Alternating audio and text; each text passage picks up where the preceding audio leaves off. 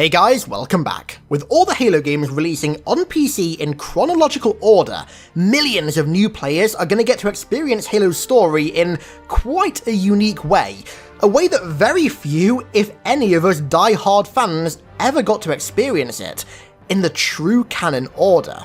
However, because the games didn't originally release this way, there are going to be a few consistency issues, and I think one of the most striking ones will be the disappearance of the brutes and the drones after Halo Reach. Halo Combat Evolved takes place directly after Halo Reach, so why were the brutes and drones not in the game? Where were they? Well, Combat Evolved, I'll have you know, actually takes place 20 days after the end of Reach. Slipspace travel just takes a lot longer than the games make you believe, but this is a question that won't just plague new Halo fans, it's a question that plagued many of us after Reach. So today I'm going to answer that very question as well as it can possibly be answered. Shout out to Pilot11A for suggesting that I make a video about this, and also for everybody else who agreed with him, and without any further ado, let's find out what happened to the Buggers and Mr. Mohawks after Halo Reach. Okay, so let's investigate the disappearance of the brutes first. Now, to conduct the most thorough investigation possible, we've got to consider all interpretations of both relevant stories, Reach and Combat Evolved. So, starting off with Reach, in Halo Reach, the game, obviously the brutes were present. However, in the Fall of Reach, which came 9 years before the game, there's no mention of the brutes at all. Now, putting the game's differences with the books aside, there actually could be an in-universe explanation for this. The story of the Fall of Reach takes place mostly in different areas of Reach of the game, and if the game was anything to go by, then the brutes may have been selectively deployed to only a few regions on the planet. In Halo Reach, we only see the brutes in Sword Base, the Azad Shipyard, and New Alexandria, only the latter of which was mentioned in the book, so despite it never mentioning the existence of brutes, the expanded lore doesn't in any way deny that they were on Reach.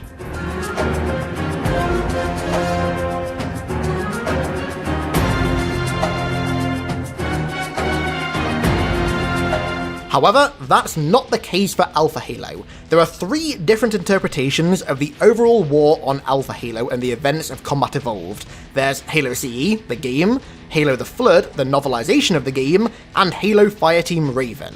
Not a single one of these interpretations even acknowledges the existence of the brutes, so I think it's safe to assume, based on that alone, that they never fought on Alpha Halo whatsoever. Now, furthermore, it's never officially been touched on in any story or game why they weren't there, but I've got a pretty simple theory that I think explains it quite nicely. So there were quite a lot of different Covenant fleets at Reach, all led by fleet masters of different species and all with different species makeups, but only one fleet followed the Pillar of Autumn as it fled from Reach to Alpha Halo, the Fleet of Particular Justice, led by none other than the Arbiter himself. As you'd expect, there were no brutes whatsoever in the Arbiter's fleet, and therefore, there were no brutes in Combat Evolved. All of the fleets that were led by or contained brutes remained at Reach.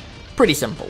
Okay, so moving on to the drones. Again, the Buggers were obviously present in Halo Reach, but again, they weren't mentioned at all in the Fall of Reach, simply because when the novel was written, just like the brutes, Bungie hadn't even created them yet.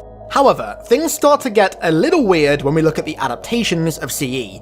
Now, the drones clearly weren't present in Combat Evolved, nor were they present in Halo the Flood, so for years we just assumed that they weren't in CE for the same reasons that the brutes weren't. They just weren't a part of the Arbiter's Fleet of Particular Justice. That is, until Fireteam Raven came out last year. Now, for those unaware, Fireteam Raven is an arcade retelling of the events of Combat Evolved and the Flood from the perspective of a team of ODSTs, and it sort of blends the game and the book's story together quite nicely. As far as we know, it's canon, and it just so happens to contain the drones. So that means that although the drones weren't technically in Combat Evolved, they were there in the background, and it does actually make sense that Chief didn't ever encounter them on the ring. In Fireteam Raven, the drones only show up at the Pillar of Autumn's crash site very shortly after it crashed, at Alpha Base, at an unidentified Forerunner structure that the Covenant were using as a base, which also happened to be Forge World, and during a battle near the Autumn that took place as Chief was flying to the ship. So the drones only seem to show up at all the places that Chief either didn't go to or didn't fight at, hence why it seems like the drones disappeared after Halo Reach, despite technically being present in the events of Combat Evolved. Now, there's never been any canon material released that confirms the existence of drones in the Arbiter's fleet. As far as we know, the Fleet of Particular Justice only contained elites, jackals, grunts, hunters, and engineers. But there literally had to be drones in there somewhere. There's no other way that they would have been able to get to the ring, so I'd hazard a guess that the only species that weren't a part of the fleet were the brutes, for obvious reasons.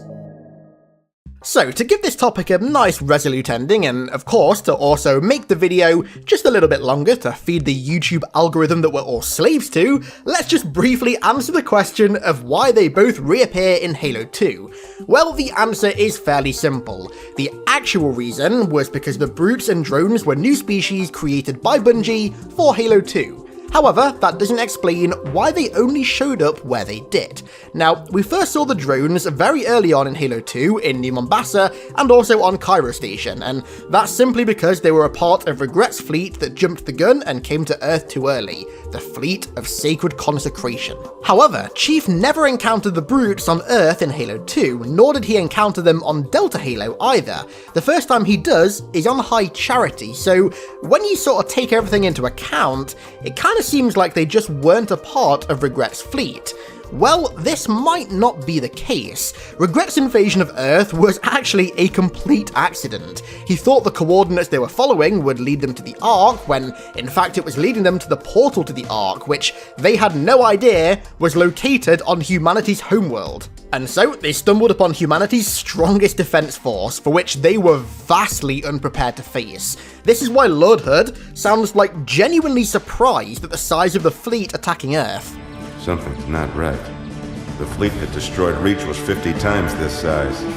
Consequently, Regret's fleet got absolutely battered by Earth's defenses, causing him to flee to Delta Halo. In the process, a lot of the ships in his fleet were destroyed, and it's very possible that some of those ships that were destroyed contained brutes, but they never got to make landfall, and thus Chief never ran into them. Truth's fleet, that did contain brutes, then showed up to Earth only just after Regret and the Enamberclad left, so they only just missed each other. And one last thing before we end, because I know that somebody is going to mention this in the comments, so I'm just going to cover all bases and tie up all loose ends here. So during that infamous Halo 2 E3 beta mission that shows a completely different New Mombasa and a completely different Outskirts mission, the brutes were present, but it's completely irrelevant because that mission was cut and it is absolutely not canon. So just to cover all bases, that mission is not canon.